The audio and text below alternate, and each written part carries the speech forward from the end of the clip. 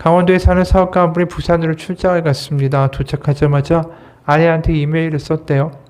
근데 그만 실수로 아내의 이메일 주소를 잘못 쳤습니다. 그래서 그 이메일이 엉뚱하게 얼마 전에 작고하신 목사님의 사모님에게 발송되고 말았죠. 목사님의 사모님은 이 메일을 받아 보고는 그만 기절하고 말았습니다. 정신을 회복하고 나서 사람들에게 보여준 그 이메일에는 다음과 같은 메시지가 적혀 있었습니다. 여보, 무사히 도착했소. 그런데 이 아래는 정말인지 무척 뜨겁구려. 이 목사님 사모님이 얼마나 기절했겠어요. 사모님이, 목사님이 가신 곳이 그렇게 뜨거운 곳이다. 이게 많은 걸 의미하죠. 이렇게 오해가 많은 게 우리의 사는 인생입니다. 그런데 오해는 오해라고 치더라도 우리가 쓸데없는 이 고집, 똥고집을 부려서 이 일어나는 에피소드들이 우리 삶에서 상당히 많다라는 걸 우리가 보게 되죠. 어느 아이를 둔 엄마가 이런 고민을 이야기합니다. 3살 된 우리 아이는 고집이 너무 세요.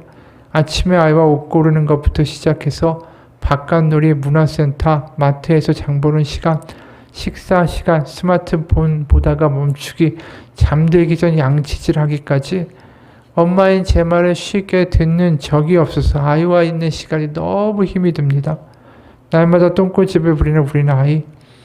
엄마 무서운 것 알도록 한판 호되게 혼을 내야 할지, 아직 어리니까 다 받아주어야 할지 고민이 됩니다.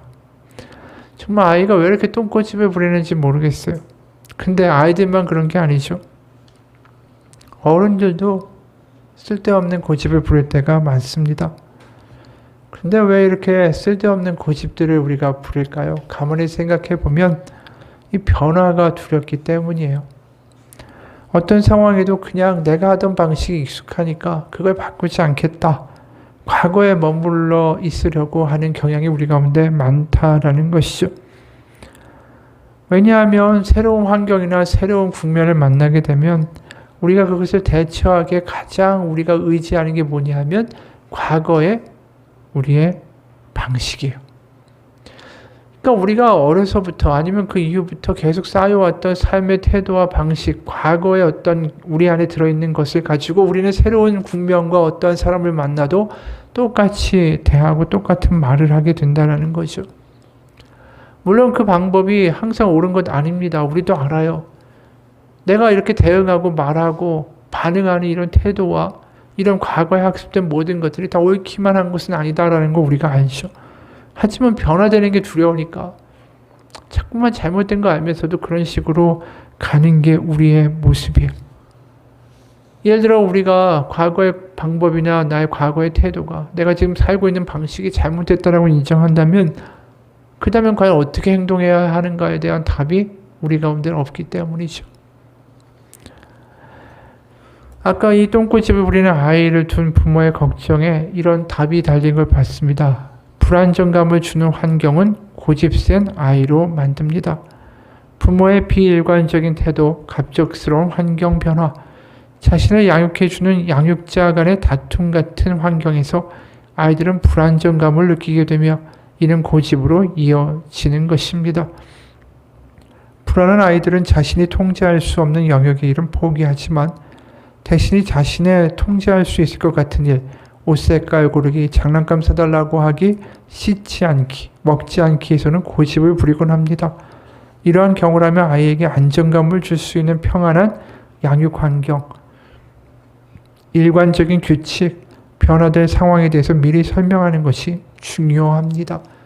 그렇죠. 모든 게 불안한 거예요. 불안하니까 자꾸만 과거에 하던 방식대로 고집할 수밖에 없는 거죠. 이거라도 붙잡아야 되니까. 그만큼 우리가 변화되기가 어려운 사람들이에요. 나이를 먹으면 먹을수록 이 변화된다는 게 참 어려워요. 과거에 너무 묶여 있으니까. 나의 60년, 50년 묶여 있던 습관이 하루아침에 무너지지가 않지 않습니까? 그러니까 우리가 그런 변화가 일어나는 건 하나님 가운데서 안정감을 느낄 때 이제 새롭게 반응해 보는 거예요. 아, 이렇게 반응해도 괜찮구나를 우리가 경험하면서 우리 삶에서 변화가 일어나는 건 하나님이 내 아버지라는 게 이제 믿겨지기 시작할 때부터라는 것이죠.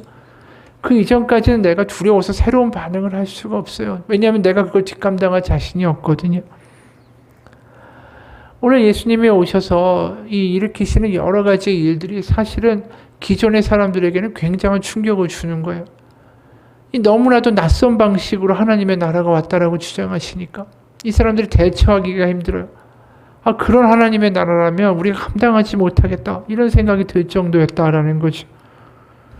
왜냐하면 바리새인이나 서기관들이 얼마나 율법을 잘 압니까? 근데 예수님이 하시는 일이 안식일에 병자를 고치질 않나? 자기들이 스스로 죄인이라고 철저하게 인정하는 세리와 창기들과 함께 식사를 하시지 않나? 뭐 부정하다고 말하는 문둥병자나 각종 환자에게 손을 대시고 치료하시질 않나?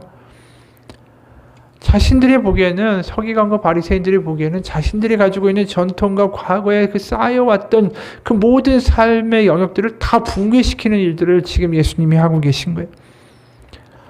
그러니까 어떻게든 예수님은 정상적인 사람이면 안 되는 거예요. 메시아면 더 안 되는 거죠.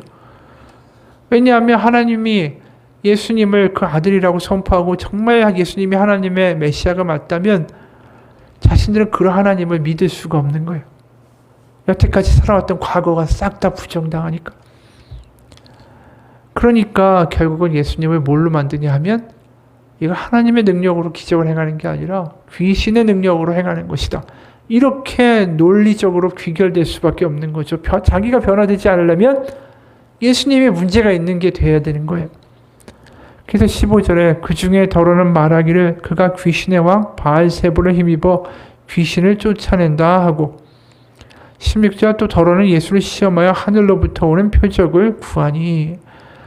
그러니까 이 이야기는 다 뭡니까? 예수님이 가짜라는 걸 어떻게든 이야기하고 싶어 한다라는 뜻이에요. 예수님이 절대로 메시아가 아니다라는 걸 증명하고 싶은 거죠.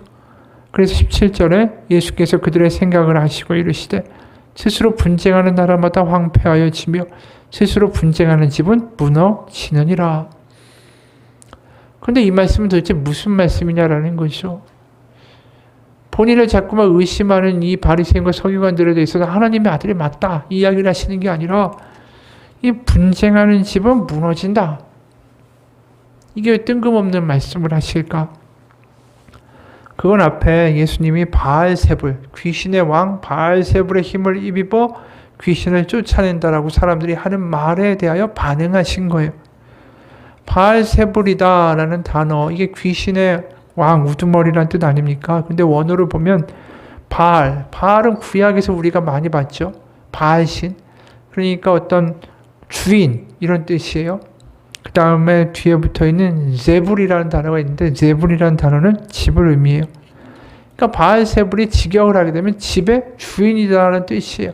근데 그걸 이제 귀신의 왕이다라고 관용적으로 부르는 것이죠. 그럼 그 집의 주인이라고 하는 건 어떤 집이겠어요? 귀신의 집이죠. 귀신들의 우두머리란 뜻이에요. 그러니까 그 귀신들의 모든 귀신들의 그 집의 가장이다라는 뜻이죠. 바알세불이.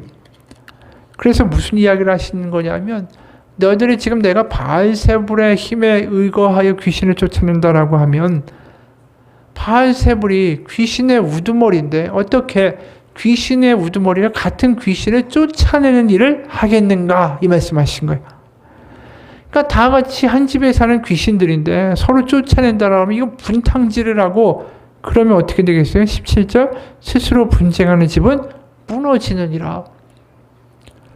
그래서 18절 너희 말이 내가 바알세불을 힘입어 귀신을 쫓아낸다 하니 만일 사탄이 스스로 분쟁하면 그의 나라가 어떻게 서겠느냐. 그러니까 바알세불의 힘을 힘입어 귀신의 힘을 힘입어 귀신을 쫓아내는 일은 있을 수가 없다라는 이야기죠. 다시 말해서 예수님이 하시는 모든 사역은 귀신의 능력이 아니라 하나님의 능력이다.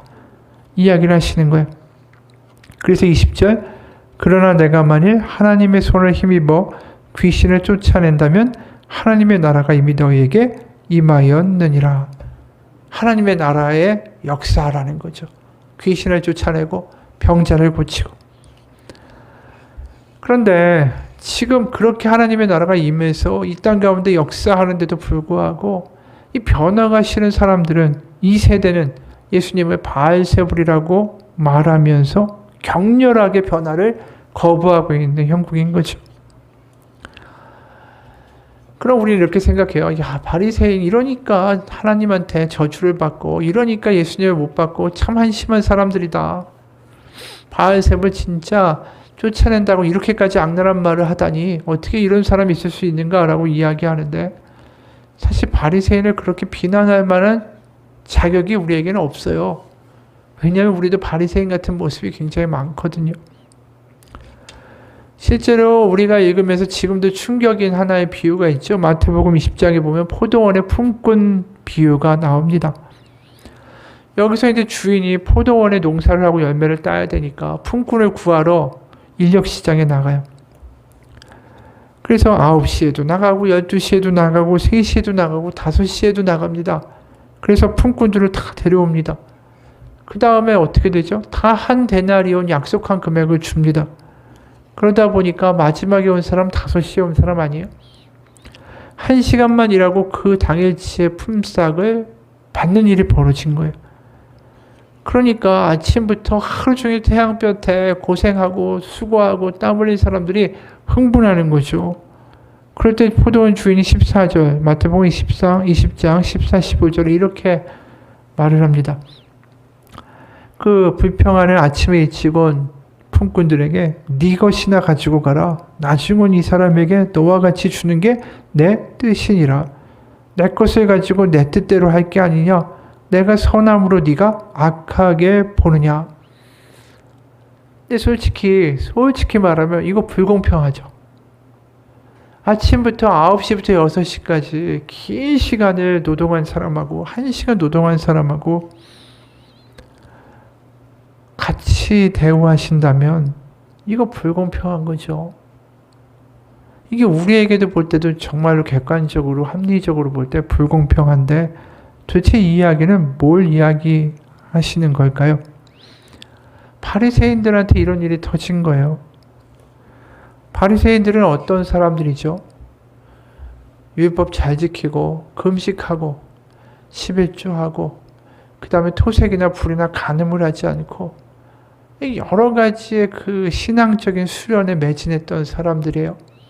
그런데 예수님이 하나님의 너희는 아들이다, 딸이다 라고 부르면서 회복시킨 사람들이 다 하나같이 병자들이에요. 그리고 창기에다가 세리에요. 그 사람들이 일생 동안 하나님을 위해서 뭔가 해봤다라고 말할 수 있는 건덕지가 없는 사람들이에요. 바리새인이 볼 때는. 그러니까 그들을 구원하셔야 할 만한 근거가 그들에게 도저히 자신들이 볼 때 발견되지 않는 거예요. 아침에 일찍 온 사람이 1시간 노동한 사람이 똑같은 대우받는 게 이해가 안 가듯이 바리새인들이 볼 때는 도저히 이해가 안 가는 거죠. 자신 하나님을 위해서 살았다가 평생을 그렇게 살았는데 저 사람들은 자기 멋대로 살다가 갑자기 하나님의 아들이다, 딸이다 이러면 이런 일이 어디 있어요. 불공평하고 받아들이기가 싫은 거죠. 그러니까 예수님이 바알세불이 되셔야 되는 거예요. 귀신의 왕의 힘을 힘입어 움직이는 존재가 돼야 되는 거죠.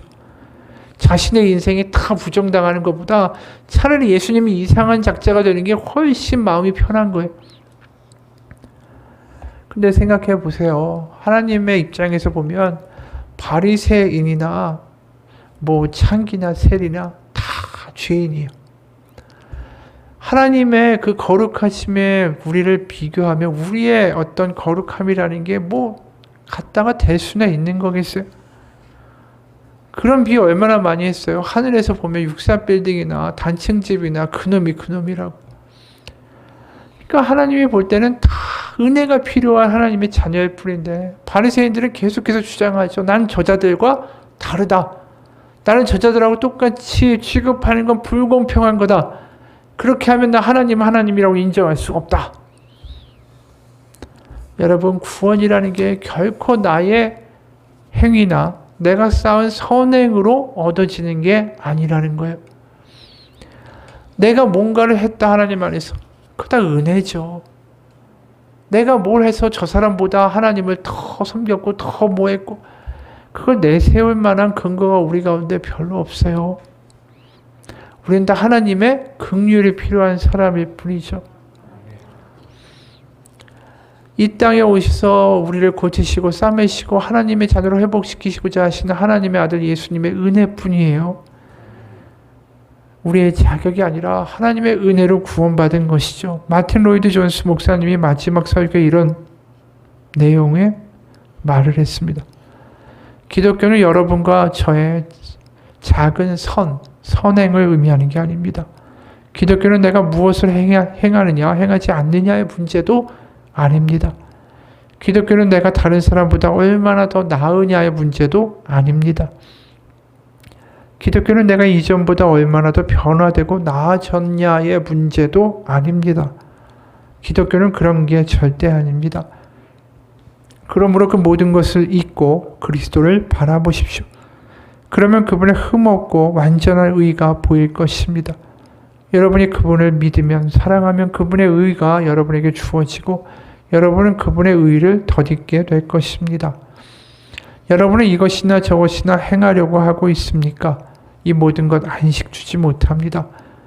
모든 것이 여러분에게 무익할 뿐이죠. 그러니까 중단하십시오.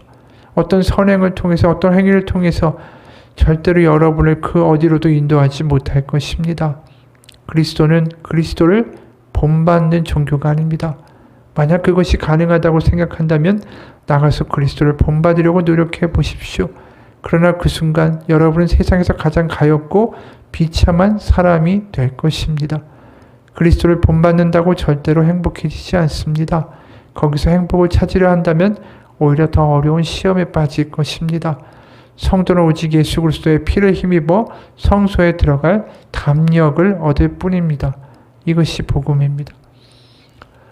이 마틴 로이드 존스의 목사님을 잘못 이 말씀을 이해하면 오해할 수 있지만 여기서 강조하는 내용은 뭡니까?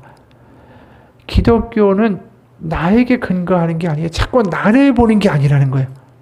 내가 얼만큼 자랐고 내가 얼만큼 선행을 했고 내가 과거보다 얼만큼 더 달라졌는가, 자꾸만 나에 대한 관심을 끊어내고 하나님에 대한 관심을 더 갖는 게 기독교의 본질이라는 거죠. 그러니까 우리가 변화되는 건 내가 내 스스로의 노력과 의지와 결단으로 변화되는 게 아니라 하나님을 더 알면 알수록 변화라는 결과가 도출된다라는 거예요. 그러니까 하나님이 구약에서도 계속 말씀하시는 것은 너에게 선행을 하고 율법을 지키라고 하는데 왜 하나도 안 지켰니? 나쁜 놈들아가 아니라 예언자들을 통해서 계속 하시는 말씀은 뭡니까? 너희가 나를 알라라는 거예요. 내가 어떤 하나님인지 너희가 알라. 너희가 하나님을 아는 지식이 없어서 망하는도다. 새벽기도에도 여러 번 이야기하잖아요. 이사야 11장에 결국 메시아가 와서 하실 일이 뭡니까? 여호와를 아는 지식이 물이 바다 덮음같이 충만케 하시겠다. 하나님을 아는 일이 우리 가운데 정말 충만하게 이루어질 수 있도록 예수님이 이 땅에 오셨다라는 거죠. 어떻게 해요? 예수님을 보면 하나님을 알게 되니까. 예수님을 통해서 하나님의 마음이 무엇인지 알게 되니까. 또 예수님을 통하여 우리 가운데 오신 성령님을 통하여 하나님의 마음을 알게 되니까. 하나님이 우리 안에 거하시고 우리가 하나님 안에 거하는 일들이 벌어지니까 하나님을 알게 되면 달라진다라는 거예요. 달라져야 하나님을 만나는 게 아니에요. 하나님을 만나서 달라지는 거예요. 그러니까 우리의 관심이 자꾸만 나에게로 가는 게 아니라 하나님께로 가는 사람들이 결국 하나님의 복을 받게 돼 있어요. 자꾸만 나의 한심함, 나의 아픔, 나의 건강 문제, 내 눈앞에 닥치는 경제적인 위기들 자꾸만 거기에 묶여가지고 그럴 때마다 우리가 뭘 해야 된다고요? 주기도문 여러 번 이야기했잖아요. 저번 시간에도. 왜 주기도문의 시작이 뭘로 시작하죠? 하늘에 계신 우리 아버지예요. 그게 회복돼야 돼요. 주기도문이 그냥 수요일에 와서 한 번 하는 게 아니잖아요. 새벽 기도할 때 마치는 그런 요식적인 주문과 같은 게 아니잖아요. 그 당시에 기도문은 아침, 저녁, 정오. 그 삶 속에서 하나님 아버지를 부르는 게 주기도문 아니에요. 내가 다시 기억하고 내 영혼을 깨우는 거죠. 나는 고아가 아니다. 하나님 다시 바라보자. 그게 주기도문을 수시로 하라는 기도문으로 하나님이 예수님이 주신 이유 아닙니까? 그게 복음이에요. 복음이 왜 나에게 달려있지 않고 하나님께 달려있다. 이래서 복음인 거예요. 나도 나를 못 믿잖아요. 내가 며칠까지 뭘 하고 운동을 어떻게 하고 뭐 단식을 하고 뭘 하고 우리가 아무리 의지를 세워도 걸핏하면 무너지는 우리의 모습을 보게 됩니다. 결국 하나님이 우리 가운데 이루시는 복음. 하나님이 어떠한 분이신지를 알아가는 믿음, 하나님을 아는 지식이 우리 가운데 충만해지는 거, 그게 하나님이 우리 가운데 원하시는 거예요. 그래서 누가복음 4장에 예수님이 오셔서 하신 일이 뭡니까? 18절 주의 성령이 내게 임하셨으니 이는 가난한 자에게 복음을 전하게 하시려고 내게 기름을 부으시고 나를 보내사 포로된 자에게 자유를, 눈먼 자에게 다시 보게 함을 전파하며 눌린 자를 자유롭게 하고 주의 은혜를 전파하게 하려 하심이라. 자유케 하시는 거예요. 그 사람들의 근거에 달려있는 게 아니에요. 그 사람들이 선해서 대단해서 뭘 해서가 아니에요. 이제 과거로부터 자유케 하고 하나님의 자녀로 새로운 삶을 그 삶 가운데 이루기 위하여 예수님 하나님의 아들이 오셨다라는 거죠. 근데 그걸 지금 귀신 들려 하는 일이라고 이야기하는 거예요. 그러니까 얼마나 지금 예수님이 답답하시겠어요. 너희가 가진 게 얼마 된다고 그거 가지고 자꾸만 난 다르다. 하나님 이렇게 하면 안 되죠 라고 따지고 있는 그 모습이 얼마나 답답하시겠어요. 하나님의 은혜에 비하면 그들의 한 선행이라는 게 아무 보잘것없는 것인데, 그래서 21절에 이런 말씀하시죠. 강한 자가 무장을 하고 자기 집을 지킬 때에는 그 소유가 안전하되 더 강한 자가 와서 그를 굴복시킬 때에는 그가 믿던 무장을 빼앗고 그의 재물을 나누느니라. 이건 또 무슨 이야기입니까? 집에 대한 이야기가 나오죠. 강한 자가 무장을 하고 지켜야. 이건 누굴까요? 바알세불이에요. 바알세불이 그 사탄이 또 악이 세상과 피조물들을 잡고서 지키려고 할 때에 더 강한 자가 와서 자유케 한다는 거죠. 더 강한 자는 누구죠? 예수님이에요. 그러니까 예수님이 바알세불보다 더 강하게 오셔서 그 세상에 어둡고 힘들고 눌려있는 이들을 자유케 하기 위해 왔다라는 거죠. 그런데 24, 26절이에요. 더러운 귀신이 사람에게서 나갔을 때 물 없는 곳으로 다니며 쉬기를 구하되 얻지 못하고 이에 이르되 내가 나온 내 집으로 돌아가리라 하고 가서 보니 그 집이 청소되고 수리되었거늘 이에 가서 저보다 더 악한 귀신 7을 데리고 들어가서 거하니 그 사람의 나중 형편이 전보다 더 심하게 되느니라. 악한 귀신 7, 이거 7 귀신이 들어갔다라는 게 아니에요. 7이라는 건 완전 숫자죠. 그러니까 귀신으로 꽉 차버린 거예요. 그 집이. 그러니까 예수님이 지금 자유케 하고 하나님의 자녀로서 모든 이들을 부르기 위하여 오셨잖아요. 그리고 그것을 선포하며 하나님의 나라를 이야기하며 귀신을 쫓고 다니시잖아요. 그런데 지금 사람들, 이 세대가 어떻게 합니까? 예수님을 격렬히 거부해요. 그러니까 어떤 일이 일어날 거냐면 더 악한 귀신들이 와서 그것을 거부하는 모든 이들 가운데 들어가서 거길 거하게 될 것이다. 그래서 29절에 보면 예수님이 지금 예수님을 바알세불의 힘을 입은 귀신을 쫓아낸다는 세대를 이렇게 부르시죠. 무리가 모였을 때 예수께서 말씀하시되 이 세대는 악한 세대라. 악한 귀신 7이 꽉 차 있는 것 같이 구는 세대라는 뜻이. 여러분, 오늘 이 비유를 보면서 무슨 생각이 드십니까? 우리의 삶에서 하나님이 없으면 우리는 빈집이에요. 그리고 내 인생이라는 집을 우리가 엉뚱한 것으로 채워가는 것만큼 어리석은 게 없습니다. 우리의 인생이란 집을, 나의 마음의 집을 하나님으로 채워 가시기를 축원합니다. 그게 우리가 기쁘게 살고 담대하게 살고 우리의 삶의 문제들을 이겨나가는 유일한 길이에요. 우리의 마음의 집을 무엇으로 채워내는가? 바바라 브라운 테일러 목사님이 이런 말을 했어요. 우리는 우리의 삶을 통제할 수 있다라고 배운다. 우리는 성년에 이르고 앞으로 장래일을 결정한다. 은행에 가서 계좌를 열고 향후 5년을 위한 계획을 세우고 비타민도 챙겨 먹고 일주일에 3번은 체육관에 가서 운동도 한다. 2살 터울로 자녀도 낳고 책에 쓰여있는 대로 열심히 키워나간다. 그런데 이때 열의 9의 경우 모든 일들이 순조롭게 되는 듯 보인다. 그래서 스스로 잘하기만 하면 모든 일들은 제대로 돌아갈 거고 인간이란 실제로 자신의 삶을 책임지고 통제할 능력이 있다라고 믿게 된다. 적어도 무슨 일이 생기기 전까지는 그렇게 할 것이다. 그러나 어느 순간 갑자기 수입이 사라지고 의사는 엑스레이 검사에서 뭔가가 보인다라고 하고 아이의 성적은 떨어지고 이것은 멋진 자동차 안에서 브레이크가 고장나서 꼼짝 못하게 된 것과도 같다. 순식간에 모든 것이 변하고 마구 달려가는 그 차 속에서 거리로 던져진다. 한때 당신은 편안하고 안전하게 당신의 여행을 이끌어갈 줄 알았지만 어느 순간 나는 통제력을 잃어버렸어요 라고 말하는 일이 생기게 된다. 그런데 그건 사실이 아니다. 인간들은 그들의 삶의 통제력을 상실한 게 아니다. 우리가 상실한 건 바로 애초부터 우리가 우리의 삶을 통제할 수 있다라고 믿어온 착각이다. 굉장히 놀랍고 깊은 이야기죠. 우리의 삶을 다 계획하고 내가 뭐 어떻게 하고 어떻게 하고 그게 다 착각이라는 거예요. 우리의 삶을 우리가 어떻게 통제해요? 이번에 코로나 터지면서 우리가 더 절실하게 느끼지 않습니까? 코로나라는 질병이 갑자기 와서 사람들이 이렇게 몇 년 동안 고생할 줄 알았어요? 앞으로 무슨 일이 일어날지 우리는 전혀 모르는 사람들이에요. 이런 코로나의 위기를 겪고도 우리가 뭔가를 할 수 있고 뭐 어떻게 계획을 세우고 뭐 어떻게 되고 내가 모든 걸 컨트롤할 수 있다라고 믿는 것만큼 답답한 게 없죠. 우리가 코로나를 겪어가면서 할 수 있는 고백은 뭐냐면 인생을 모른다라는 거예요.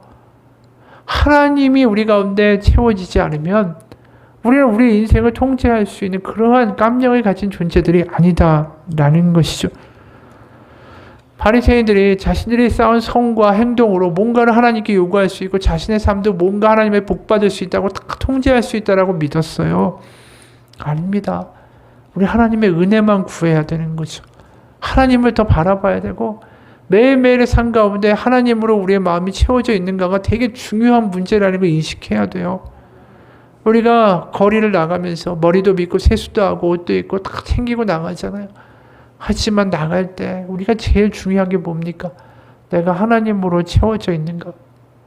영적으로 무장하고 영적으로 내 마음이 채워져 있는가?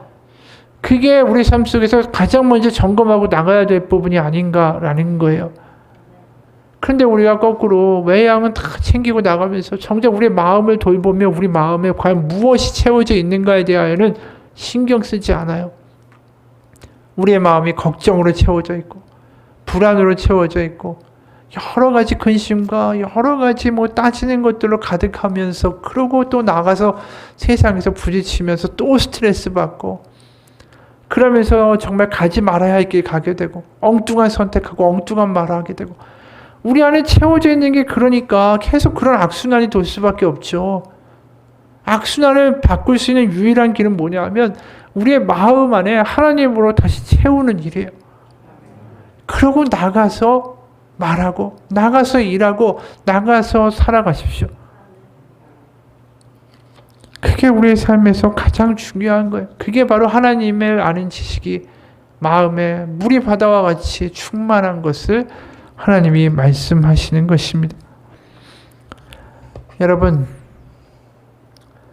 우리 가운데 하나님이 그래서 말씀하시잖아요. 계시록 3장 20절에 볼지어다 내가 문 밖에 서서 두드리노니 누구든지 내 음성을 듣고 문을 열면 내가 그에게로 들어가 그로 더불어 먹고 그는 나로 더불어 먹으리라. 이 말씀이 충격 아닌가요? 두들기고 계시다라는 거예요. 문제는 어디 있냐고요? 내가 안 여는 거잖아요. 이 말씀이 얼마나 우리 가운데 충격으로 다가옵니까? 하나님이 저 멀리 계셔서 내가 막 올라가고 찾아가고 10년 동안 금식기도 해야지 하나님께 가까이 갈 수 있는 그러한 걸 이야기하시는 게 아니잖아요. 두드리신다고 이야기하는 게 이게 얼마나 놀라운 이야기예요. 두드리신다는데 내가 안 연다라는 게 문제라고 말씀하시는 이게 우리 가운데 굉장히 놀라운 이야기를 하고 있는 거 아닐까요? 여러분, 우리가 하나님께 문을 열고 그분으로 우리를 채워가는 삶을 사시기를 주님의 이름으로 축원합니다. 우리를 채워주시려고 저 하나님이 저 하늘에서 이 구육까지 그 아들을 예수 그리스도를 이 땅까지 보내신 거 아니겠습니까? 한 아이가 자기만한 어린아이를 업고 힘겹게 길을 가고 있었어요. 사람들의 눈에 이상하게 보이죠. 그래서 어떤 사람이 얘야 너 힘들지 않니? 라고 물었어요. 그런데 이 아이는 얘는 내 동생이요 라고 대답했어요.